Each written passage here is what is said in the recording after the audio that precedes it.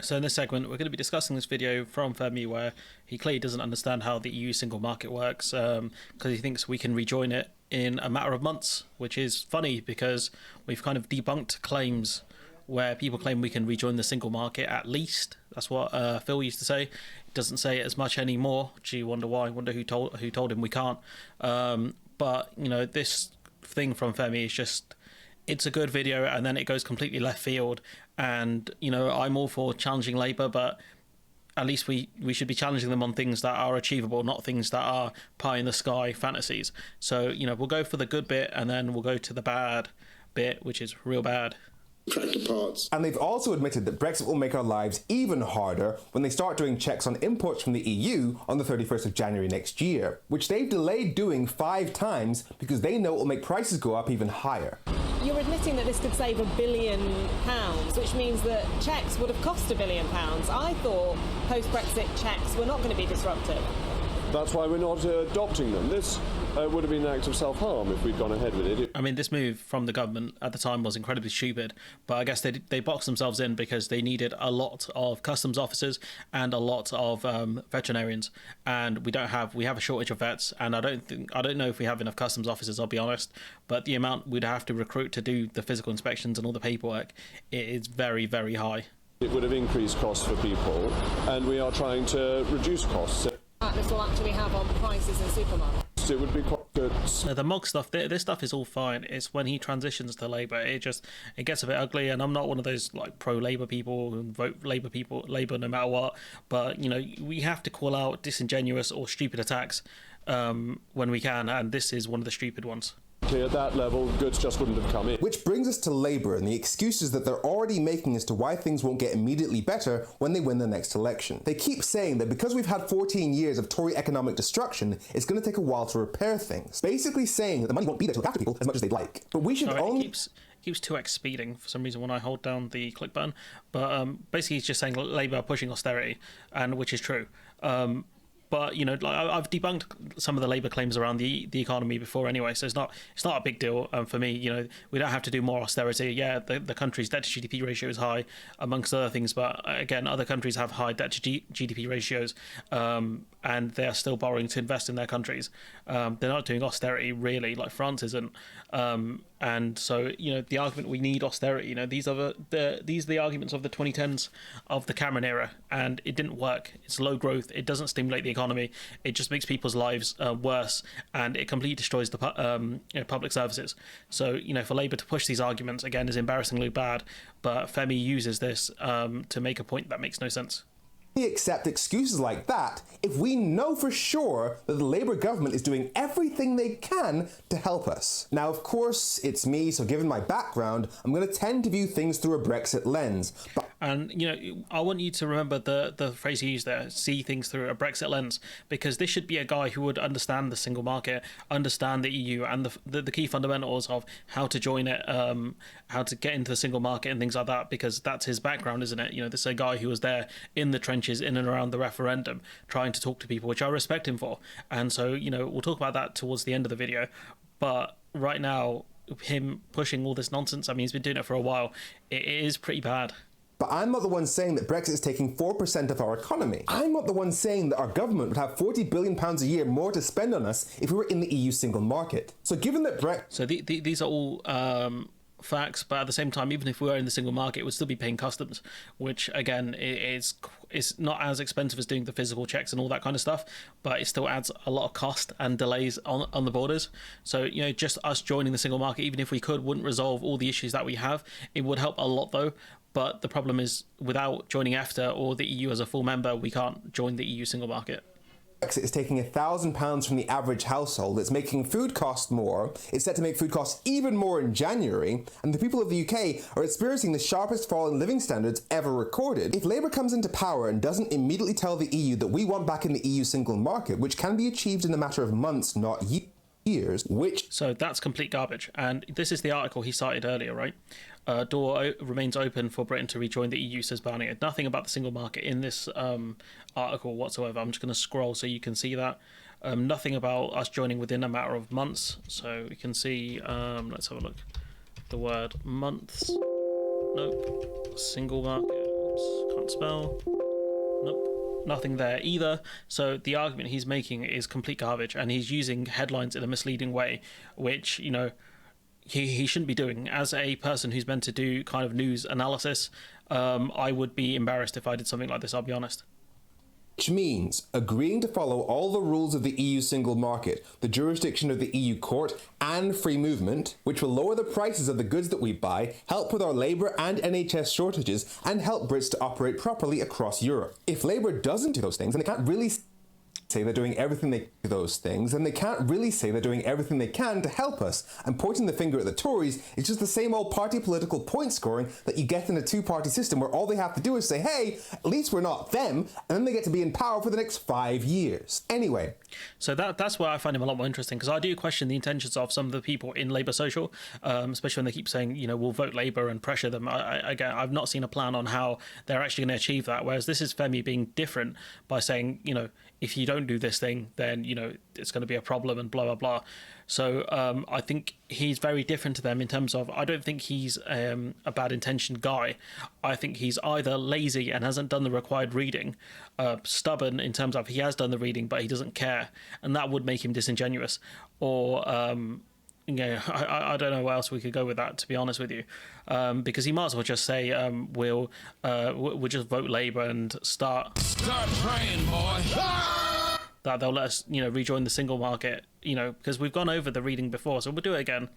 Dr. Sven saying, you know, he didn't think that current non-EEA members would be eager to go out and recruit the UK because of size, right? This is what he talks about here. You know, there was a point where, see, before the EU's enlargement, when some Central and Eastern European countries asked if they could join the EEA first, the EFTA countries were reluctant to let them do that. So them wanting to join the EEA first was them trying to join the single market in that sense. So be like a Norway or a Switzerland in terms of they would get the benefits of the single market, but they wouldn't have the voting rights. So this has already been requested. And before anyone says, well, those are little Eastern European and Central European countries, we're Great Britain, like, you're just doing Brexiteer arguments at that point. You know, if you argue about size, the problem with the UK is our size, because as, you know, Dr. Sven points out, Dr. Spendrup points out, I kept typing in Dr. Sven, I couldn't find this article. He goes, you know, he talks about how the UK does have some kind of differences and things like that with these countries, with the EFTA countries. But he says, we know in particular that expanding a bloc of 5 million people, which is EFTA, to include an additional 65 million would considerably alter the balance of the non-EEA bloc, the non-EU EEA bloc. So fundamentally, he's saying the UK is just too big to join this group. That's why a lot of people have said, like, Scotland would have a chance at joining EFTA because of Scotland's size relative to the to Norway, which again, you know, I don't think that's a bad argument, but the UK is just, I think it's too big, and the UK economy is too big for it to be an EFTA member, but it's also too small for us to try and call the shots with the EU. We're in kind of a limbo, I guess. And so that's one of the key reasons why this whole argument of size doesn't work. Not saying Femi's making that argument, but before anyone does, it don't make sense. So I think Femi is just, you know, the question is, when he says, like, we can join the EU within a few months, right? We'll join the single market within a few months. Let's play that clip again, right here. The EU that we want back in the EU single market. So we're going to make a demand or a request, even though, you know, no other countries have been able to do this. Which can be achieved in a matter of months, not years, which we have to ask the question, who's Femi's source on it? Because I think his source is... My source is that I made it the fuck up. Because, honestly, he's not offered an actual source here. We've gone through the article he cited. We've gone through an actual professor who has talked about the situation with the UK, EFTA, and the EU. So the question is, who is Femi citing here? I just don't get it. I fail to see the logic here. He's going to get the full barrage of my soundboard, to be honest, that I've just gotten recently. And I want to say that... Hey, I'm not surprised about, you know, people having these arguments, but, you know, we're several years down the line here. There's been so much writing and, you know, on the subject that we can't just rejoin the single market, and people keep pushing this stuff. It's just, it feels like an endless loop of us just walking. It's Groundhog Day, honestly. It's Groundhog Day. I don't get it. And, you know, for anyone else in the space, like for Femi specifically, he's a guy who represents a lot of the pro-EU people. He's on TV constantly. And if any one of these Brexiteers or any one of these TV journalists actually figure out that, you know, his arguments are nonsense, he'll get danced on. Honestly, it will be so ugly. And I don't want to see a guy who represents the pro-EU space get absolutely clowned by a bunch of charlatans. I'll be honest. And, you know, for him and anyone else in the space that peddles nonsense, you know, Fraud Watch is open, and I've got my eye on people. You know, people keep spreading nonsense and it's brought to my attention. You will get cooked. It's only a matter of time, honestly, because, like I said, Femi is on Fraud Watch. There's quite a few others on Fraud Watch, because my range is anyone. Any channel can get it, honestly.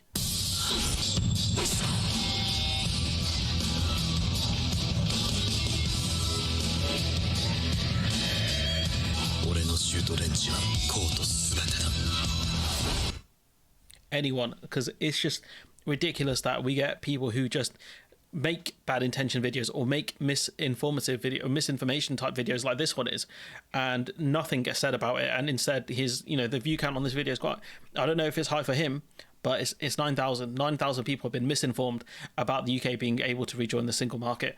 And this goes beyond just trying to clown someone. This is about, I'm talking ideals. you know, these things are important to me, you know, trying to be as honest as I can with the audience. And I hold other people to that standard. You shouldn't be spreading misinformation. You shouldn't be selling people snake oil or just ask them to, you know, vote Labour and pray, basically, because we have no idea what we're doing. It shouldn't be like that. You should give the best answer you can with the information you can. And sometimes you'll be wrong. You know, I've done videos where I've been wrong. But, you know, I do my best to ask people in the audience and in the space for help for videos that I'm doing so that I can put out something that's decent and not just full of misinformation. I guess the only thing left to do now is really pack up these ideas and start smoking the pack, because I don't know what more to say about this. Like, bro, like, you're so obsessed with the EU. Stop spreading misinformation. Genuinely, just stop. Because you are there in the trenches when people are spreading misinformation, you having to debunk lies. Like, you shouldn't be putting other people in that situation. Stop misinforming people. It's not hard. Do the required reading. You know, this article, that this kind of piece that I've listed, it will be in the description of the video. Like, if Femi does watch this video, you can read it yourself and make a judgment on that. Because if he keeps pushing this whole notion of we can rejoin the single market, and if Labour don't do it, then they're not doing their best to, you know, solve the cost of living crisis, it's such a weak argument, and anyone should be able to debunk it, because we can't rejoin the single market. Labour have other options they could use to alleviate the cost of living crisis to an extent, beyond just Start praying, boy. But honestly, I'm just kind of, it's exhausting. It's exhausting that people don't get that we can't rejoin the single market. It's exhausting that people get away with just spreading endless misinformation. And it's just, someone has to call it out at some point. Like, this is just silly. You know, I don't care if it makes enemies. Like I said, I'll happily sort this out. If he wants the discussion on my channel or his channel on a neutral ground, I don't care. You know, I'll be smoking the pack all day, because this lot keep giving me endless content to discuss, because they can't get their facts straight. We've cited actual facts and evidence right here, but, you know, these people just don't have it, and it's sad. You know, putting a headline up like this to make it look like you've actually found something that doesn't exist, I just, it's tragic. So, you know, I doubt bro's going to watch this video, but if you are watching this video and you don't know, the UK can't just rejoin the single market. It won't be within a matter of months. They would have to make a whole new carve out for us, and I can't see them doing that. But anyways, I'm going to leave it there. Let me know what you think in the comments below. Like, comment, share, subscribe, support the channel on Patreon if you can, and hopefully I'll see you in the next one.